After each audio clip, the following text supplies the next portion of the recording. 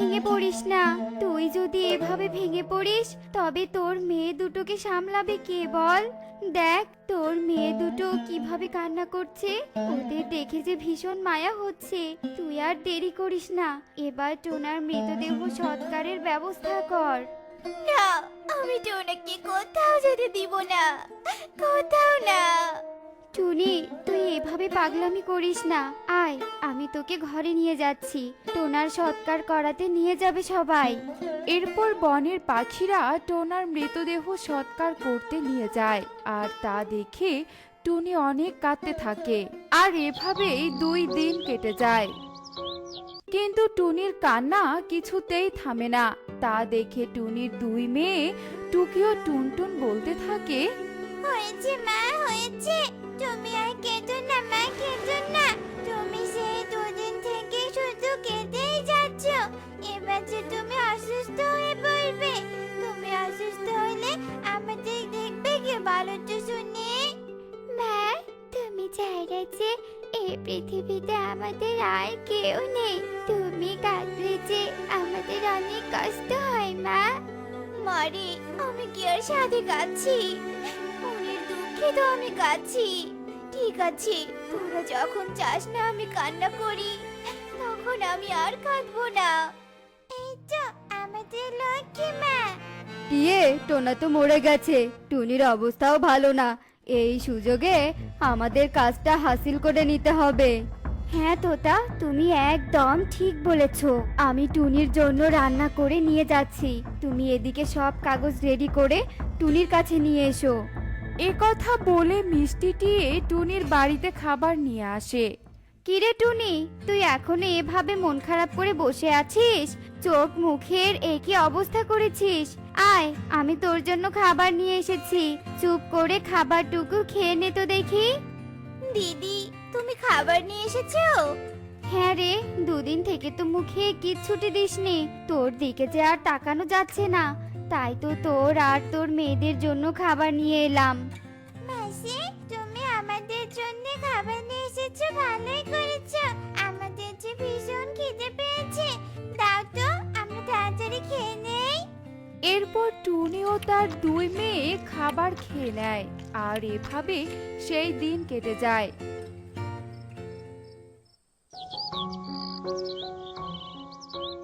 পরদিন সকালে তোতা ও মিষ্টিটি টুনির কাছে আসে। টুনি, এই কাগজটাতে তাড়াতাড়ি সাইন করে দে তো দেখি। তোতা দাদা, এটা কিসের কাগজ? আর আমাকে সাইন করতে বলছো কেন? টুনি, তুই জানিস না টোনা মারা যাওয়ার আগে ব্যাংকে তোর নামে অনেক টাকা রেখে গেছে। সেই টাকাগুলো তো আজকে আসার কথা, তাই তো ব্যাংক থেকে কাগজ পাঠিয়ে দিয়েছে। ও আচ্ছা, কাগজটা দাও, আমি সাইন করে দিচ্ছি।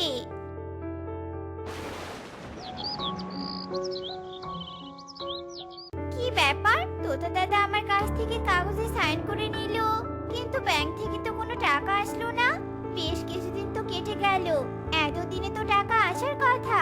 তোতা দাদা আবার আমাকে মিথ্যে কথা বললো না তো? এসব কথা ভেবে টুনি অনেক চিন্তা করতে থাকে, আর সে সময় তোতা টুনির কাছে আসে। টুনি, কি এত চিন্তা করছিস শুনি? আরে তোতা দাদা, আমি তোমার কথাই তো ভাবছিলাম। তুমি না বলেছিলে ব্যাংক থেকে টাকা আসবে, কিন্তু কোনো টাকাই তো আসেনি। হা হা হা হা হা, বোকা টুনি, তুই জানিস না ওটা ব্যাংকের কাগজ ছিল না, ওটা তো ছিল জমির দলিল। আর সেই দলিলে তুই নিজ হাতে সাইন করে দিয়েছিস, আর এই সব সম্পত্তির মালিক এখন আমি।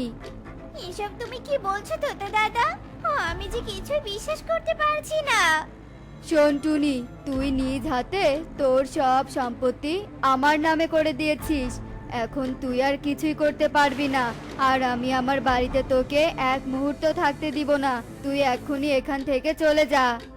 এরপর টুনি উপায় না পেয়ে টুকি ও টুনটুনকে নিয়ে সেখান থেকে চলে যায়, আর টুকি ও টুনটুন অনেক কাঁদতে থাকে।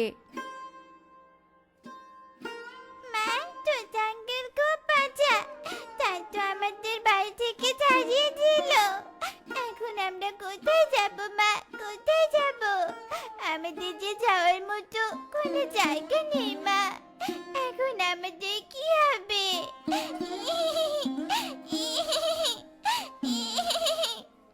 কাঁদিস না রে মা, কাঁদিস না।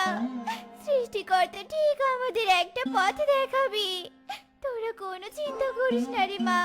মা দেখো, সন্ধ্যা হয়ে আসছে, চারপাশে শীত পড়তে শুরু করেছে। এখন আমাদের কি হবে মা? আমাদের যে অনেক শীত করছে। হ্যাঁ মা, আমারও অনেক শীত করছে। আমি যে এত শীত সহ্য করতে পারছি না। তোরা আমার কাছে আরে মা, আমি তোদেরকে আমার ডানার নিচে নেই, তাহলে তোদের আর শীত করবে না। কিন্তু মা, আমাদের শীত না করলে তো তোমার শীত করবে। ধুর পাগলি মেয়ে, আমার কথা তোদের চিন্তা করতে হবে না, আমার কিছুই হবে না। তোরা আমার কাছে আয়। এরপর টুকি ও টুনটুন টুনির ডানার নিচে যায় আর টুনি দুই মেয়েকে ডানার নিচে নিয়ে নিজেই ঠান্ডা পেতে থাকে। সত্যি রে মা, ভাগ্যের কি নির্মম পরিহাস। আর যদি টোনা বেঁচে থাকতো, তবে আমাদের এই দিনটা দেখতে হতো না। আগে সামান্য বৃষ্টিতে তাদের ভিজতে দিতাম না, ঠান্ডা লাগবে জন্য। আর এখন এই কনকনে শীতের মধ্যেই তাদের বাড়ির বাইরে রাত কাটাতে হচ্ছে। মাথা গোজার মতো একটা ঘরও নেই এখন।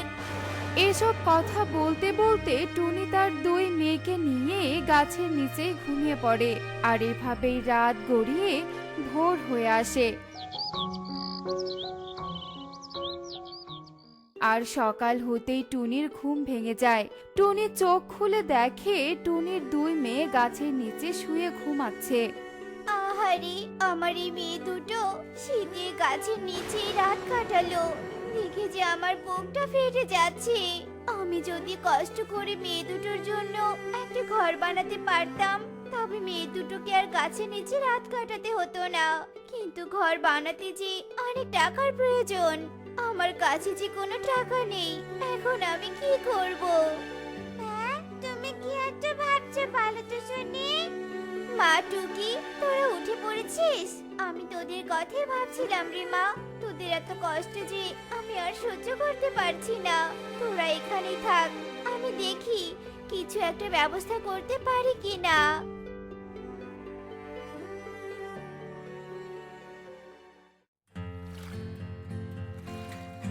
আরে আরে, এখানে তো দেখছি একটা বাদাম ঘর। এই বাদাম ঘরটা আবার কোথা থেকে আসলো? এখানে তো কোনো পাখি থাকে না, তবে কি সৃষ্টিকর্তা আমার মুখ চেয়ে তাকালো? যাক, ভালোই হয়েছে। যাই, ঘরটার ভিতরে গিয়ে দেখি কেউ আছে কি না। এরপর টুনি বাদাম ঘরে প্রবেশ করে আর সাথে সাথে বাদাম ঘরটা কেঁপে ওঠে। তা দেখে টুনি অনেক ভয় পেয়ে যায়। এ কি, ঘরটা এভাবে কাঁপছে কেন?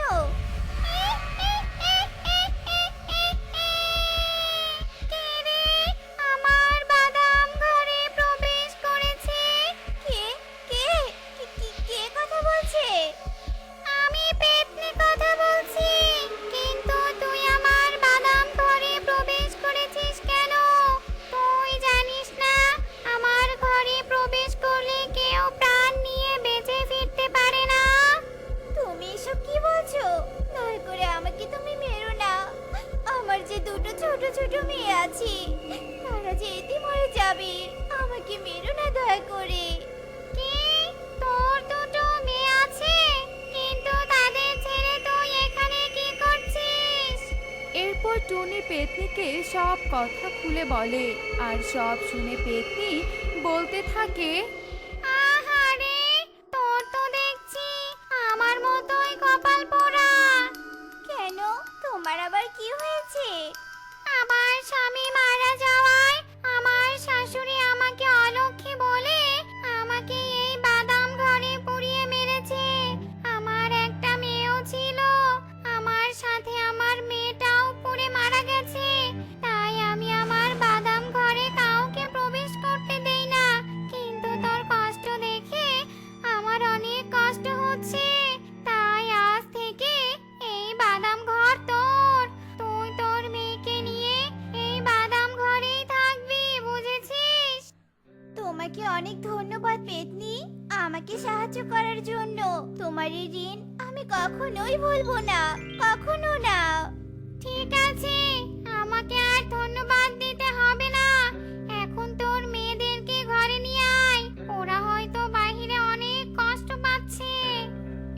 টুনি তার বাদাম ঘরে টুকি ও টুনটুনকে নিয়ে আসে আর পেতনি সেখান থেকে চলে যায়। আর টুনিও তার মেয়ে টুকি ও টুনটুনকে নিয়ে সুখে শান্তিতে দিন কাটাতে থাকে। মা, ও মা, আজকের ফুচকাটা খেতে অনেক মজা ছিল, তাই না? মা, আমাকে প্রতিদিন এভাবে ঘুরতে নিয়ে যাবে আর মজার মজার ফুচকা খাওয়াবে, কেমন? ওরে আমার ফুচকা পাগলি রে, ঠিক আছে রে মা, নিয়ে যাব। তোর আবদার কি আমি ফেলতে পারি বল? তুই আমার আদরের একমাত্র মেয়ে, তোর বাবা নেই, তাই তোর সব আবদার তো আমাকে পূরণ করতে হয় রে। তুমি আমার লক্ষ্মী মা। তুইও আমার লক্ষ্মী মেয়ে। চল এবার তাড়াতাড়ি বাড়িতে চল।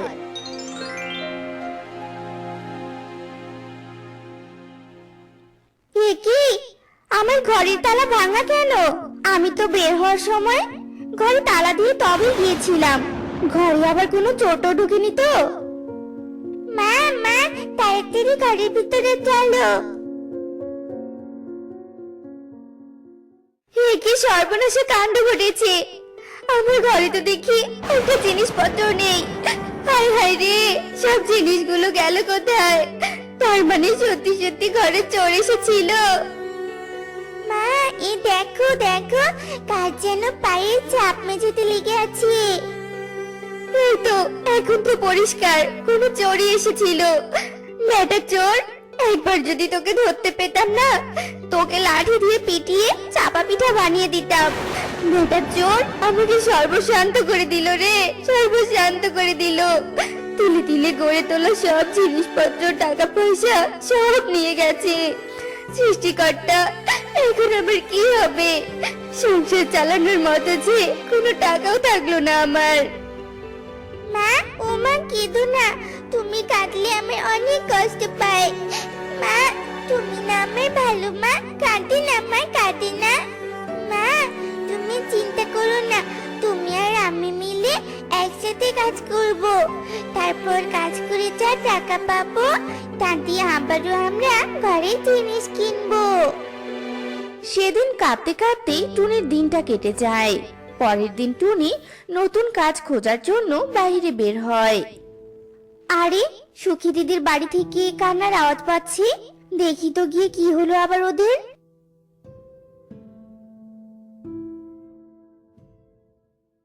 আরে সুখী দিদি, কি হয়েছে তোমার?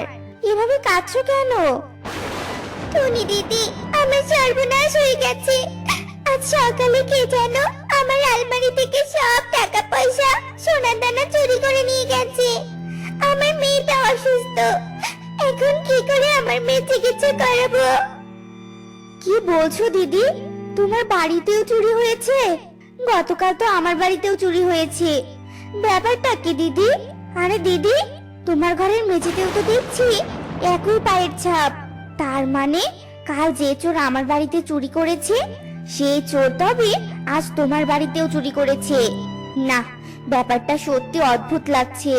দিদি, কেঁদো না তুমি আর, কি আর করবে বলো, যা হবার তা তো হয়ে গেছে। টুনি এসব বলে চলে যায়। এদিকে প্রতিদিন কোনো না কোনো বাড়িতে চুরি হতেই থাকে। এসব দেখে টুনি বেশ চিন্তায় পড়ে যায়। না, সত্যি এবার এই চোরকে নিয়ে ভাবতে হবে। চোর তো দিন দিন চুরি করার পরিমাণ বাড়িয়েই দিচ্ছে। এভাবে চলতে থাকলে তো আমরা সব পাখিরা একেবারে ফকির হয়ে যাব। না, বুদ্ধি দিয়ে হলেও এই চোরকে ধরতেই হবে।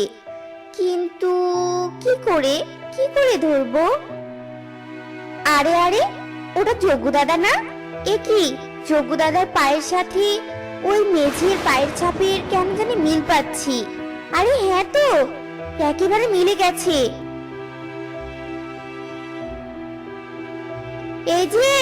এই যে যোগ্য দাদা, এদিকে এদিকে এদিকে একটু শুনে যাও তো।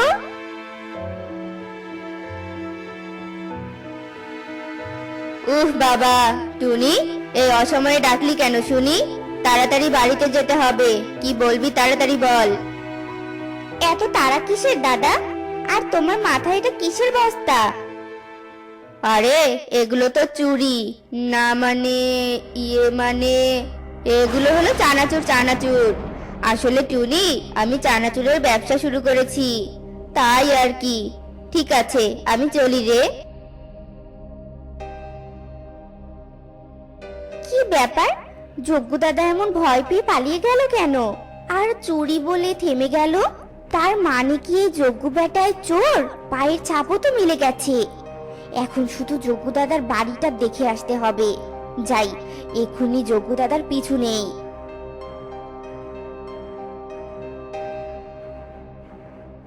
যাক বাবা, অবশেষে টুনির কাছ থেকে বেঁচে ফিরলাম। আর একটু হলেই তো ধরা পড়ে যেতাম। আরে, আমি তো চোর। চোরের কি আর বুদ্ধি কম থাকে নাকি? হ্যাঁ, ঘরের সব জিনিসপত্র, টাকা পয়সা, সোনা দানা সবই আমার চুরি করা। চুরি করেই তো আমি কোটিপতি হচ্ছি। কাল উত্তরের বনে যাব চুরি করতে। বনের বোকা পাখিরা আমাকে ধরতেই পারবে না। দেখি দেখি, চুরি করা টাকাগুলো গুনে দেখি তো কতগুলো টাকা হলো। এই 1,000, এই 2,000, 3,000, এই 10,000। বাহ, অনেক টাকা হয়েছে। যজ্ঞ ঘরের ভিতর টাকা গুনতে থাকে, আর টুনি ততক্ষণে যজ্ঞর পিছু নিয়ে তার বাড়ি পর্যন্ত পৌঁছে যায়। আর যজ্ঞর বাড়িতে এসে আড়ি পেতে সব দেখে ফেলে। ও আচ্ছা, তার মানে এই যজ্ঞ বেটাই আসল চোর। এই বেটা তো অলস ছিল, অন্যের চুরি করা জিনিস দিয়ে দেখি ঘর সাজিয়ে ফেলেছে। তাহলে আমার সন্দেহ ঠিক হলো। কিন্তু এবার তো এই চোরের একটা ব্যবস্থা করতেই হবে। তার আগে বনের সবাইকে জানাতে হবে, সবাই যেন এই চোরের থেকে সাবধান হয়।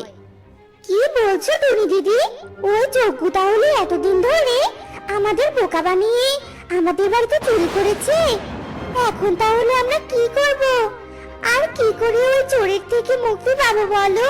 চলো, না হয় আমরা সবাই মিলে ওকে গণধোলানি দেই।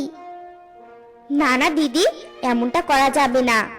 আমরা পাখিরা ওকে শাস্তি দিব না, ওকে শাস্তি দিবে ওর নিজের লোভ। কিন্তু সেটা কি করে দিদি?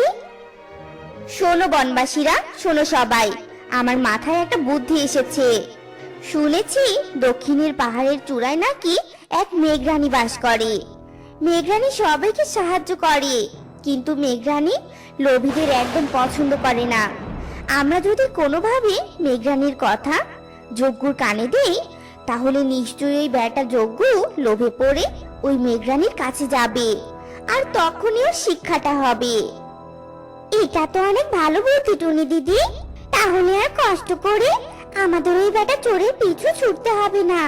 ওই বেটা নিজেই ওর পাপের শাস্তি পাবে। কিন্তু কেউ যজ্ঞকে মেঘরানীর কথা বলতে যাবে বলো? এ নিয়ে তোমরা কোনো চিন্তা করো না, আমি আছি তো। আমি আমার বুদ্ধি দিয়ে এমন পেঁয়াজ যজ্ঞর মাথায় ঢুকিয়ে দিব না, তখন দেখবে কি হয়। তোমরা শুধু সাবধানে থেকো কেমন? এখন আমি চলি। এরপর যে যার বাড়িতে চলে যায়।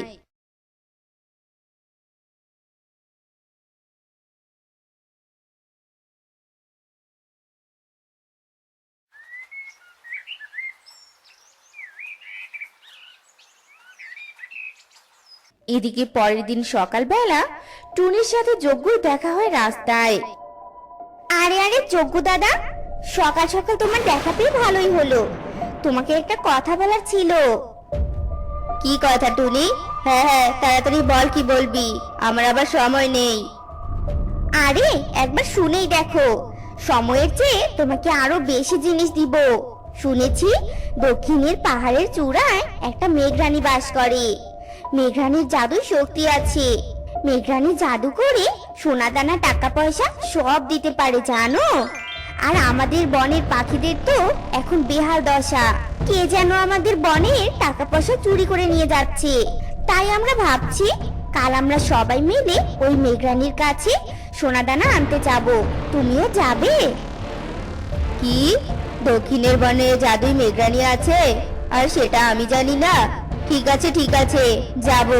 আমাকে তো ওখানে যেতেই হবে। ঠিক আছে, আমি এখন চলি রে।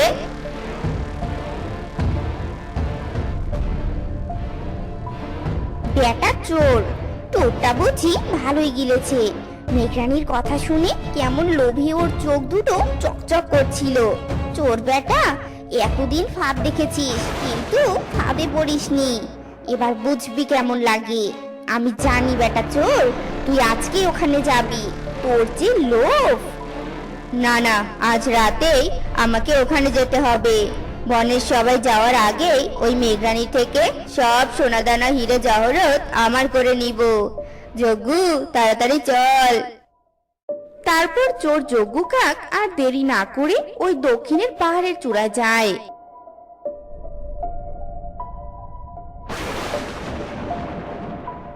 মেঘরানি, এই মেঘরানি, কোথায় আছিস? আমার সামনে আয়, সামনে আয় বলছি।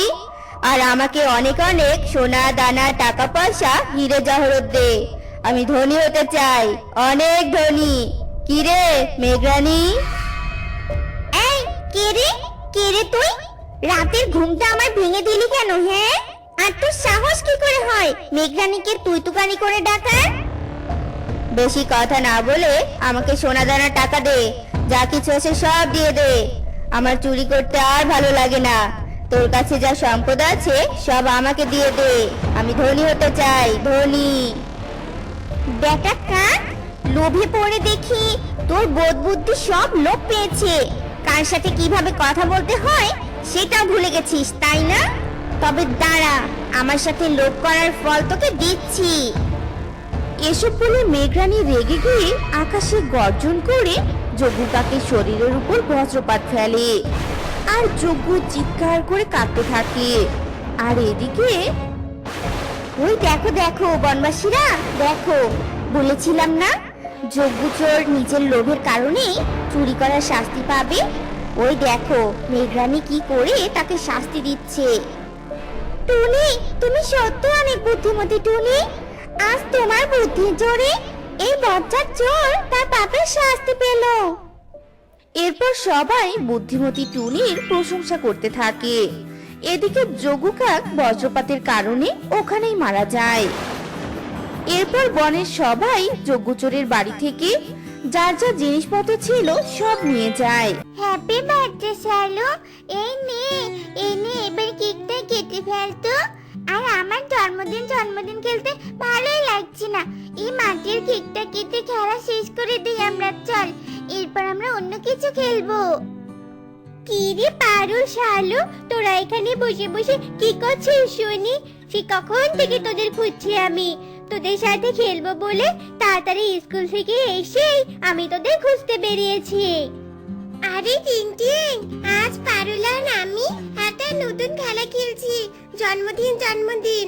এই খেলাটা কি যে মজার! কি সুন্দর কেক কাটা হয়, হাততালি দেওয়া হয়। জন্মদিন? এ আবার কোন খেলা রে? আগে তো এমন খেলার নাম আমি কোনোদিন শুনিনি। আর পারুল, শালু, কেক কি রে? কেক দিয়ে কি হয়? এ মা, টিনটিন, তুই কোনোদিনও জন্মদিনের নাম শুনিসনি? আর কেকও খাসনি? আর কে খাবি বা কি করে শুনি? তোর মা তো অনেক গরিব, তোর জন্মদিন কোনো দিনও পালন করেনি বুঝি, তাই এসব তুই কিছু জানিস না। শোন, তোকে জন্মদিন সম্পর্কে বুঝিয়ে বলছি। থাম চালু, টিনটিনকে সব আগে বলে দিস না। চল আমরা টিনটিনের সাথে একটু মজা করি। চুপ, দাঁড়া, দেখ আমি কিভাবে জন্মদিনের কেক বলে টিনটিনকে বোকা বানিয়ে আমাদের বানানো মাটির কেকটা খাইয়ে দেই। অনেক মজা হবে। আরে টিনটিন, তুই জানিস না আমরা যেদিন জন্ম নেই সেদিন আমাদের জন্মদিন হয় রে। আর জন্মদিনের সময় যে কেক আমরা কাটি ওই কেকই খেতে হয়। জন্মদিনের কেক খেতে না দারুণ মিষ্টি, অনেক মজা, জানিস? তুই খাবি রে জন্মদিনের কেক? তোর কাছে আছে জন্মদিনের কেক? দে না, আমি একটু খেয়ে দেখি। জানিস তো আমি কোনোদিন জন্মদিনের কেক খাইনি। জন্মদিনের কেক খাবি? এই দেখ, এই যে আমরা বানিয়েছি জন্মদিনের কেক। আয় তোকে জন্মদিনের কেক খাইয়ে দিই। কি যে ভালো খেতে। পারুল, এটা তো কেক নয়, এটা তো মাটির কেক। পারুল, তুই তুই আমাকে মাটি খাইয়ে দিলে। ছি, আমার মুখের ভিতরটা কেমন জানি করছে। শালু, বলেছিলাম না টিংটিংকে আমি বোকা বানাবো। দেখ দেখ কেমন বোকা বানিয়েছি। কেকের নাম করে মাটি কেক খাইয়ে দিয়েছি। কেক খাবি তাই না, ফকিরের মেয়ে? দেখ কেমন খেতে মজা, দেখেছিস? এ কথা বলে পারুল শালু হাসতে থাকে আর টিংটিং এমন অপমানিত হয়ে ভীষণ কাঁদতে থাকে। এদিকে সে সময় সেখানে কুহু নামে আরেক ছানা আসে। টিংটিংকে কাঁদতে দেখে কুহু বলে, কি রে টিংটিং, এভাবে কাঁদছিস কেন? কি হয়েছে? এই, তোরা টিংটিং এর সাথে কি করেছিস রে? আরে কুহু শোন, ওই গরিব টিংটিংকে না আজ আমরা বোকা বানিয়েছি। টিংটিং এর কেক খাওয়ার খুব শখ হয়েছিল, সেই শখ একদম খুঁজিয়ে দিয়েছি জানিস। এ কথা বলে পারুল হাসতে হাসতে সব কথা বলে। সব শুনে কুহু ভীষণ রেগে যায় আর বলতে থাকে, ছিজি পারুল, তুই এত খারাপ। টিংটিং গরিব, জন্মদিন সম্পর্কে কিছু জানে না, তাই বলে এত জঘন্য কাজ করবি তোরা? টিংটিং শোন, তুই বাড়িতে যা। আর কাল আমার জন্মদিন, তোকে আমি বাড়িতে গিয়ে কাকিমা সহ নিমন্ত্রণ করে আসবো। যা, এখন বাড়ি চলে যা। একি টিংটিং, তোর পুরো মুখ ভর্তি এত মাটি কেন? কোথায় কি করে এসেছিস বল? কারোর সাথে মারামারি করিসনি তো? মা, তুমি কেন আমার কোনোদিন জন্মদিন করনি? আমি তো জন্মদিন সম্পর্কে কিছুই জানি না। আর সেই সুযোগে পারুল আর শালু আমাকে জন্মদিনের কেক বলে মাটি খাইয়ে দিয়েছে। মা, তুমি আমার জন্মদিন করো না মা, আমি কেক খাবো। এ আবার কোন নতুন বায়না নিয়ে এলি টিংটিং? আমাদের নুন আনতে পান্তা ফুরিয়ে যায়। তোর জন্মদিন করব কোন টাকা দিয়ে শুনি? তোকে অত কেক খেতে হবে না। ঘরে বাসি রুটি রাখা আছে, সেগুলো গিয়ে গেল আর আমাকে উদ্ধার কর। না মা না, আমি আমার জন্মদিন পালন করবই করব। সবার জন্মদিন হয়, আমারই শুধু জন্মদিন হয় না। কেন মা, কেন? মারি, তুই বুঝিস না কেন? তুই গরিবের কন্যা, আর গরিব কন্যার জন্মদিন পালন করা হয় না রে মা। জন্মদিন তো বড়লোক পাখিদের। কাল তোর জন্মদিন, তোকে না হয় কাল গরম ভাতের সাথে আলু ভর্তা দিব। সেই আলু ভর্তা খেয়ে তোর জন্মদিন পালন হয়ে যাবে রে মা। টুনির কোনো কথাই টিংটিং কিছুতেই বুঝতে চায় না। টিংটিং তার মা টুনির সাথে জেদ করতেই থাকে। সে সময় কুহু সেখানে আসে আর কুহু টিংটিং আর টুনির সব কথা শুনে ফেলে। কি রে টিংটিং, কাল তোর জন্মদিন? কাল তো আমারও জন্মদিন রে। ভালো হলো। শোন, কাল আমার মা আমার জন্মদিন উপলক্ষে অনেক বড় কেক এনেছে। শোন, তোর কিন্তু নিমন্ত্রণ থাকলো। আমরা দুজনে একসাথে কেক কাটবো। এতে তোরও জন্মদিন পালন হবে আর আমারও জন্মদিন পালন হয়ে যাবে। কাকিমা, আপনিও কিন্তু অবশ্যই আসবেন। যাই তাহলে এখন, আরো অনেককে যে নিমন্ত্রণ দিতে হবে। কি মজা, কি মজা! কাল কুহুর সাথে আমিও জন্মদিন পালন করব। শুনলে মা, শুনলে? কুহু আমাকে বলে গেল ও আমাকে ওর জন্মদিনে কেক কাটতে দিবে। কি মজা, কি মজা! হয়েছে টিংটিং, আর খুশি হতে হবে না। যা, এখন মুখের মাটিগুলো ধুয়ে আয়। মা, মা, সকাল হয়ে গেছে, সকাল হয়ে গেছে। চলো মা, চলো। এখন আমরা কুহুদের বাড়িতে যাব। আজ না আমাদের জন্মদিনের নিমন্ত্রণ আছে। কি হলো মা? ওঠো মা, ওঠো। মারে, কুহুর জন্মদিনে যাওয়া ঠিক হবে না মা। আমরা গরিব।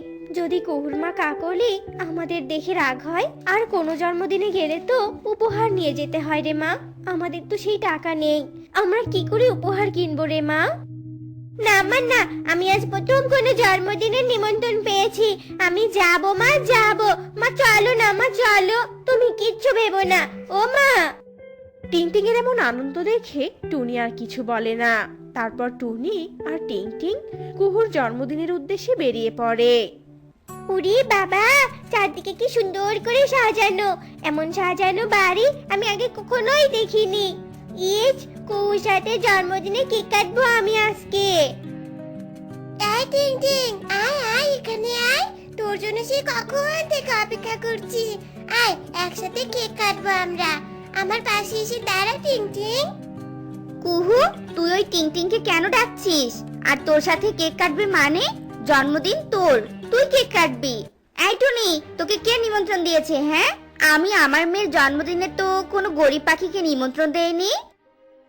আসলে কাকুলি দিদি কুহুকাল নিমন্ত্রণ দিয়েছিল আমার বাড়িতে গিয়ে, আর বলেছিল আজ তো টিংটিং এরও জন্মদিন, তাই কুহু আর টিংটিং একসাথে কেক কাটবে।